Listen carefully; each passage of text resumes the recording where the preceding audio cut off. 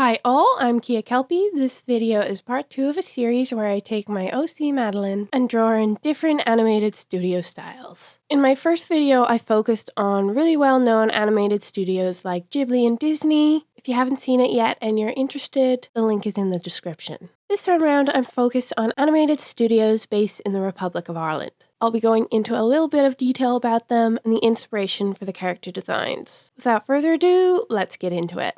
For this version of Madeline, I'm basing the style off of one of the most well-known Irish animation studios, Cartoon Saloon, known for Song of the Sea, Wolf Walkers, The Breadwinner, and The Secret of Kells. Cartoon Saloon was founded in 1999. The main influences for its style were the films The Thief and the Cobbler and Disney's Mulan, particularly how in both these movies, the traditional art styles of its settings were incorporated into the animation of the movie itself. Working on the same principle, Cartoon Saloon incorporates traditional Irish art as the basis for the animation style. Most protagonists of their movies are small children, but I decided that this version of Madeline would be a bit older, an older sister type who must embark on a journey. What I really like about this style is it's more concerned about matching the aesthetic of its inspirational traditional art and less concerned with realism. This can make for some interesting use of proportions, but it also frees up the artist to not be concerned with exactly how elements would work. Like her shawl, I don't know how I'd tie this to get that style, but I don't have to worry about it. It's a drawing.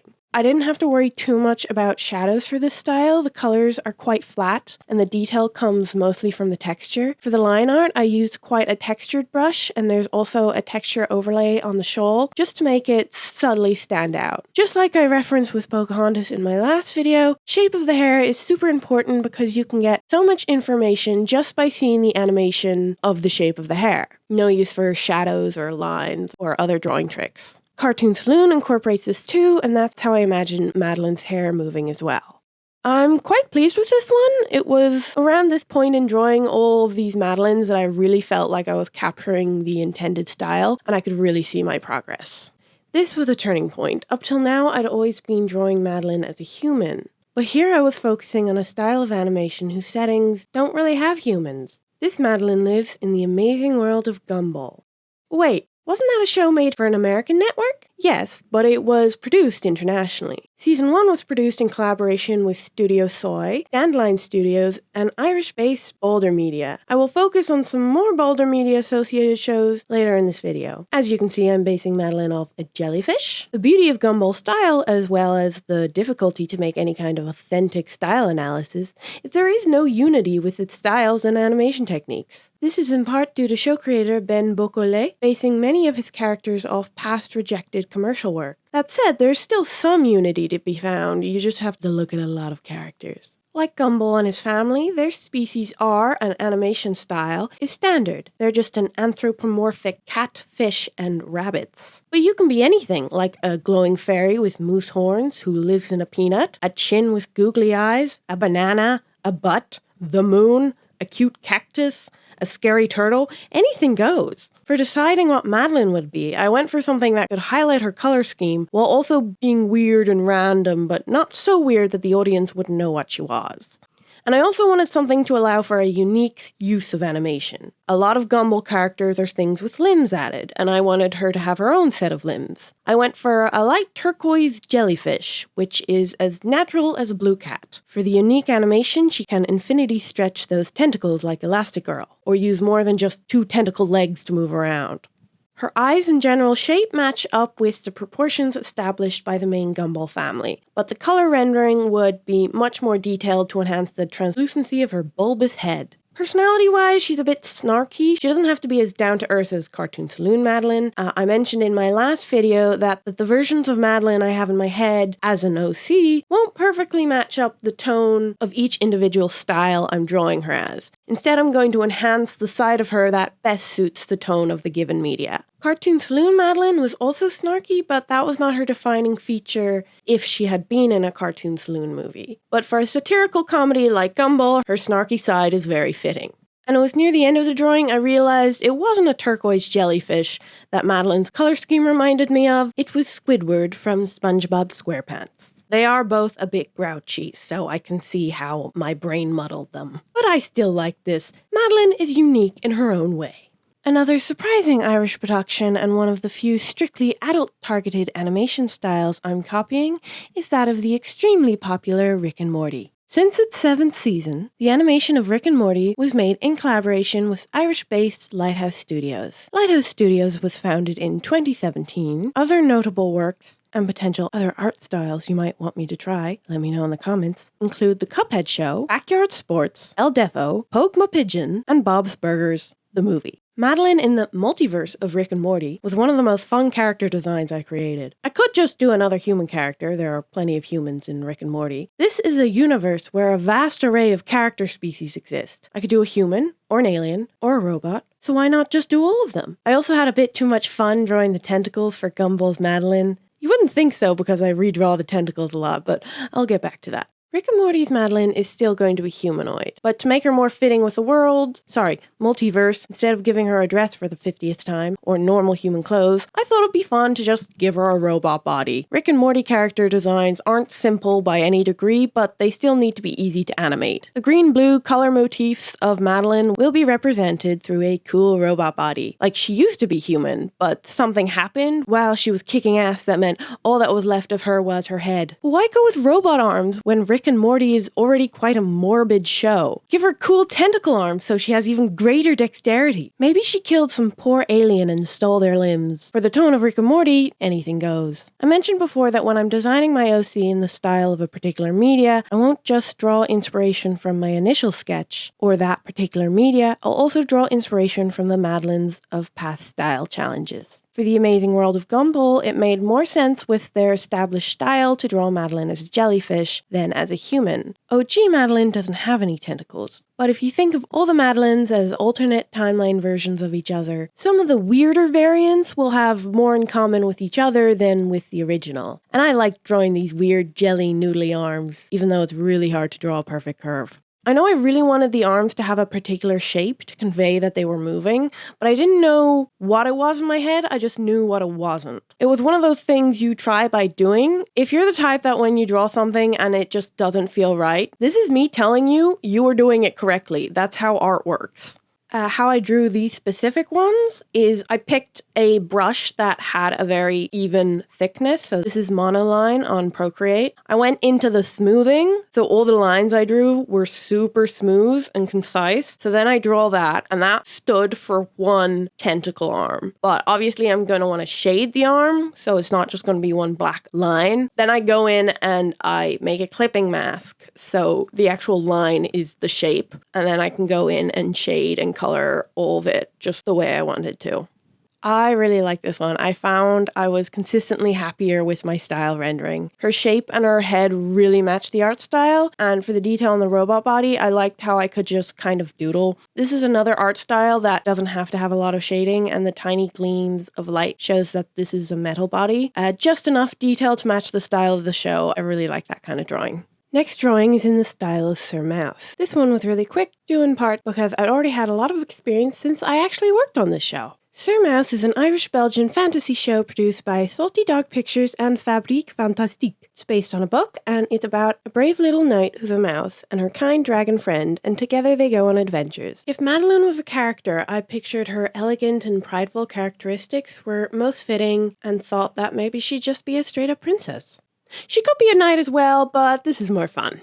So on the show, I worked as a storyboard assistant, and when you're drawing the one character over and over, their style kind of becomes second nature to you. It's a testament to what doing something over and over can help you to achieve. It's not quality over quantity, they're both important. Yeah, I like how this turned out. Nice, simple, straightforward. I'm now moving on to the short Saloon by Giant Animation. These ghosts already met Madeline's color palette, so I decided to just do her as one of them. This clip was all my Procreate recorded of the drawing, so it's really short. Saloon is a short film about the origin of Halloween traditions. It's really cute and these ghosts made me giggle. I recommend you check it out. To distinguish this as Madeline, I keep the pigtails in. Okay, so that clip was actually part of a selection of drawings I'd done to do a character study of individual Irish studios. But at this point, unless you're a hotshot like Disney or Ghibli, no studio is going to have one style you'll see across all their productions. I couldn't do one drawing to represent the entire studio art style. Instead, I took a handful of their productions and did Madeline renderings of those productions, but they'll all be on the same sheet. So you'll see the finished ghost. Well, you can see it right there. I'll show them all at the end. All these productions are by Giant Animation, a CG animation studio founded 10 years ago. Some productions of theirs that I've yet to cover is Remy and Boo, The Overcoat, Go Jetters, Knuckle, Sherwood, Gesht, Enakiarna Naguiha, and many others. This style I'm rendering is Zog and the Flying Doctors. Zog and the Flying Doctors is based off a book of the same name and in turn is a sequel to Zog by Julia Donaldson. Zog and the Flying Doctors follows a dragon named Zog and his adventures with the aforementioned doctors, Pearl and Gadabout. They travel the land helping strange people with their strange problems. The production was made by Magic Light Pictures and first premiered on BBC One on Christmas Day 2020. Didn't actually do these drawings in the same order I'm showing them, and I had yet to learn from my mistake with Disney's 3D style rendering. You saw how that went down in my last video, and if you haven't, please check it out. You'd be helping me a lot. Yeah, so trying to style match a 3D model with a 2D illustration, not as easy as you'd think. I bombed my recently acquired streak of knocking every drawing out of the park, with every attempt at style matching. The inspiration I took from Zog and the Flying Doctors for Madeline was that I just planned to make Madeline a princess character, but the proportions just looked too weird. I also tried a style of coloring I wasn't used to, where you shade the values first before adding colors on an overlay layer. I'd seen people do really cool drawings this way, but every time I try it, the color just looks really muddy. In the end, I just do a pencil sketch beside the character, just at least to evoke the mood I had of Madeline in my head. This next style I'm rendering Madeline in is Creepers. Creepers is still in production, which really cemented the fact that I should stop trying to render a perfect 3D style. Because I can't actually watch the show, I had to try design a character using nothing but the concept art as inspiration. Creepers is a Giant Animation original TV show about 3 friends living in the west of Ireland who must work together to protect their town from monsters. The art style is really pretty, and I'm always down for a show featuring creepy and fun monsters. For anyone who wants to get into character design, I really recommend studying the character design sheets as much as the final rendered character. It sounds like a given, but for a show that doesn't exist yet, I could tell so much about their personalities just from their poses. This inspired me to really get back to the basics with Madeline after I'd gone on some fun excursions. I have Madeline in a modern setting and aged her down to meet the age range of the characters that were inspiring her. I'd envisioned OG Madeline as a sword-wielding, elegant, grumpy, slightly egotistical and vain, but ultimately loving and capable character. I was surprised at how much of that range I could put into this younger version in a modern setting. You have colors and common motifs like the plait, but she's also someone who's dressed like they want to present themselves as classy. I have her wearing those black Mary Janes you'd see children wear to church events. This Madeline is someone who chooses to wear them all the time. I picture her as a snarky, rich, mean girl who the main trio doesn't like, but she really wants to be involved in their adventures anyway. This is a lot of assumptions I'm making about a show that's not even out yet. I just try to design her so her art style and characters fit in with the other character designs we currently have. Like, look at these drawings. I don't even know these characters' names yet. They're brimming with personality. And Madeline herself. I finally find the perfect time to give her those blonde highlights, and I turn her original bow into a scrunchie. Character design is really fun. For the last design for Giant Animation, I'm rendering Madeline in the style of Trokra, in collaboration with the organization Trokra. It's a short film about the history of refugees in Ireland and Europe. Trokra, the organization, is a Catholic NGO who works for humanitarian causes overseas. The short film is about past and present refugees and what forces them to leave their home.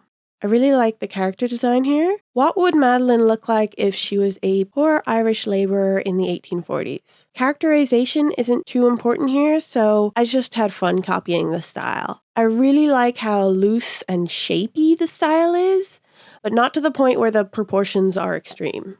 Pretty happy with 3 of these. I might try Zog's one again in the future now that I have a better grasp on what I need to do. Trokra's art style might be my favorite, and I really love the personality of Creeper's Madeline. And then the ghost is just hanging out. The next studio style I'm doing is that of Brown Bag Films. This particular production is Dee and Friends of Oz. Brown Bag Films is quite an international animation studio with locations in Dublin, Toronto, and Bali, which would be a very nice place to work. It was founded in 1994 and has quite a prestigious set of awards and nominations, such as Oscar nominee for Best Animated Short for Give Up Your All Sins. Dee and Friends in Oz follows Dorothy D. Davis, who upon opening a magical book finds herself transported to the wonderful land of Oz, where she goes on adventures with well-known beloved characters. Frankly, I was drawn to this show because I was half obsessed with Wicked at the time of this drawing, and all the characters in cute child forms were so adorable. And it's a 3D show. I finally learned my lesson and got to a style that I liked that also wasn't me wasting a bunch of time trying to make it look as 3D as possible. I kept with the princess archetype for Madeline. She's even younger here. I went about getting the proportions right by tracing over my references. Because it's 3D and 3D doesn't need hard black lines, I was going to render it in lineless, but that was my overthinking thinking. I'd learned my lesson to not overcomplicate 3D designs. The side characters are quite uniform in colors, so I kept that for Madeline, but just gave her some accents to accentuate the light turquoise on the green and just some basic shading. And I'm so annoyed that I just didn't do this earlier with the other 3D productions. Next we have Madeline transforming into something she hasn't been yet. A dustbin! No, not really. Instead, cute little robots.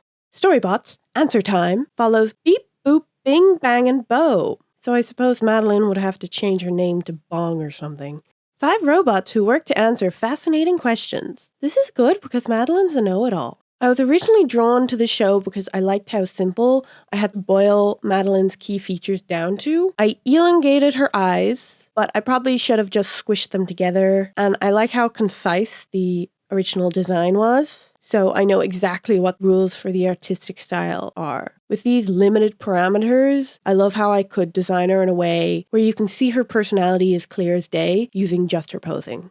Next up, I'm doing Open Season Call of Nature. This is a spin-off show based on the Open Season film. All the characters are woodland animals, so no drawing Madeline as another jellyfish. Drawing Madeline as a jellyfish was partially due to leaning into her green aesthetic, so this time I leaned into an animal that could match the color of her hair. I considered deer, but there's already a female deer character, so I went with squirrel instead. The animated TV show follows the main characters from the film, Boog and Elliot, along with other characters from the movie, discovering an abandoned summer camp and their adventures as they try to make the camp their home. I think I watched the movie when I was very, very young, and roughly around the same time I watched Hoodwinked, because I genuinely confused these two movies for the same, and Hoodwinked scared me for some reason. So I recognized the deer, stuck the deer for being in this strange movie I can barely remember anything about, and yeah, that's why I decided to draw this one. But thankfully, they are different movies. The angle I was going for was to make Madeline a relation of McSqueezy, who will end up being the main reference. I aged her back to a young adult, since she's a member of the Fuzzy Tail clan, defenders of the good, crusaders of the righteous, and that the squirrels are downright meanies. I decided to really up the ego of Madeline. She's a proper snooty teenager, who's just too cool to care for all these lame shenanigans. I give her a jumper to keep with the green, and there's a dog who wears a jumper who I know used to be a pet, but I don't care. Cartoon rules. Maybe she stole it from a doll a camper left behind. The last of the brown bag productions I did was Lou and the Bally Bunch. I picked this one because I was drawn to its cute, simple 2D art style. It's about Lou the ladybug attending school with all her other bug friends. From one picture, I could get a very good idea of the style rules, and still each character feels unique. Madeline is a fly, kind of similar to Gus here, but he has very warm green tones. For Madeline, I used a much more lime green. Maybe she's Gus's cousin or something. I just really like the color palette of this style. It feels so charming and friendly. I could be happy just rendering this art style forever. Oh, I really like these. They're all just charming in their own ways. 4 for 4, my streak is back and running. We have returned to another Boulder Media production. Boulder Media is the last studio I'll be focusing on for this video. For this drawing, I am doing Wander Over Yonder. It's about a nomad named Wander who travels the galaxy with his best friend and steed, Sylvia, helping people along the way and fighting the evil Lord Hater. I drew Wander once for a competition. It was during a job expo where I met with the team for Boulder Media. My drawing won, and I got a 1-for-all gift voucher. So thanks, Boulder Media. It is never determined what exactly Wander's species is or where he came from, so I took that opportunity to design Madeline in what I think a female version of what that species would look like. This worked well for her color scheme. I mostly tried to maintain the visual language to both Wander and the other characters of the show, while also, for like every other drawing, make this uniquely Madeline. For this drawing, I actually watched it in the theater. It was a showing that was part of a National Talent Academy event. The animation is a short film called Memento Mori.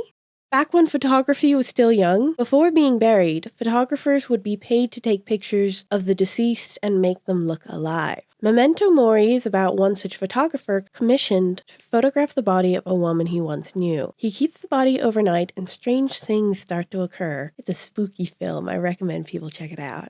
This is the first drawing I work with using a really dark background. The animation itself is physically dark. Light is very important in animation. Well, it's really important in photography as well, but it's also highly symbolic. And back then, they really had to control the light. We developed photographs in college, and everything had to be done in red light, and it's weird and really cool. So I basically did a dark out approach. Instead of drawing in shadows after, I drew the base colors as the shadows, then added highlights afterwards. It was a little tricky, I'm not used to that approach, but the main difficult part was getting the facial features both authentic to the style, but still look distinctly Madeline. I do end up adding shadows, but I'm glad I did a shadows first approach because it really put me in the right headspace for this spooky, gaunt look. Now we're back to a more lighthearted children's media. This is a remake of a much older show, Danger Mouse. Danger Mouse is a secret agent working for the British Secret Service. He and his sidekick Penfold work on missions to save the world. This is a cast of animals, so it was back to deciding what real animal best suited Madeline. Unfortunately, this show isn't weird enough for me to have Madeline as a jellyfish. Well, there is a danger mackerel, so maybe I judged too soon. So in keeping with using past style recreations as inspiration, Madeline is a squirrel again. I wasn't too focused on what her character would be in the story, but I imagined her as a kind of young teen genius. I kept her modern day outfit style concise. She'll have a green top over a lighter lime green skirt with light blue leggings or tights, and that main green accent somewhere, usually in her hair or shoes or both.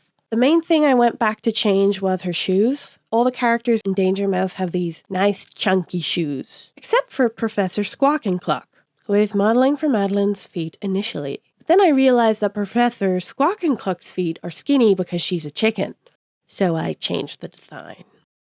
The next one really should have been on a page of its own, because one of my all-time favorite franchises when I was little was My Little Pony. This drawing is inspired by My Little Pony Rainbow Road Trip. The animation follows the main gang from My Little Pony, Friendship is Magic, who set off on a road trip but come across a town that's devoid of color. The gang work together to bring color back. I love My Little Pony growing up. I was a horse girl, so this was no exception. I had the house. I took the ponies on adventures around my living room, and I love that original 80s series. It was the first show that really captured what it would be like to live in a magical fantasy land.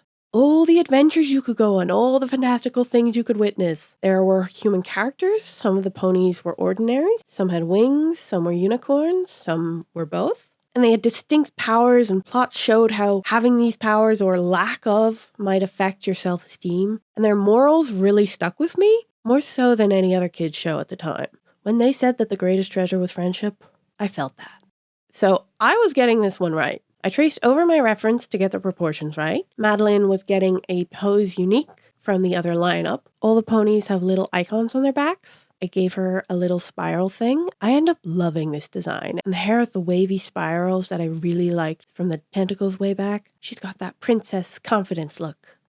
I think I understand why horses are so liked by young girls, especially when Pegasuses and unicorns are involved. You have the fairy tale, fantasy themes. If the horse is magical, you can ride them so they give you a lot of agency and go on adventures. And you can style their hair. That 3 combination of story elements is guaranteed to make any show targeted at girls to be a hit. Beauty, adventure, and magic. All encapsulated in one animal. And animals are already cool on their own. And since the hair is already a defining feature for My Little Pony, I get to make the hair extra shiny. And there you have it, the last set of drawings for this challenge. I really like how the styles came out for these, especially the My Little Pony one. I think I might go back and try rendering My Little Pony in the original 80s cartoon style. In fact, I could do an entire video just on doing cartoon horses. Ooh, I could do one in the style of Horseland. If you'd like to see me try that, let me know in the comments. Ooh, this challenge took a long time. Compared to part 1, there's barely anything I want to change or would do differently. I'm really happy with this. I could call this challenge a success. That's it for today. If you haven't seen part 1 of this challenge, I'd love if you could go check it out. If you have any ideas on what you want me to draw next, leave it down in the comments below, and I will see you next time.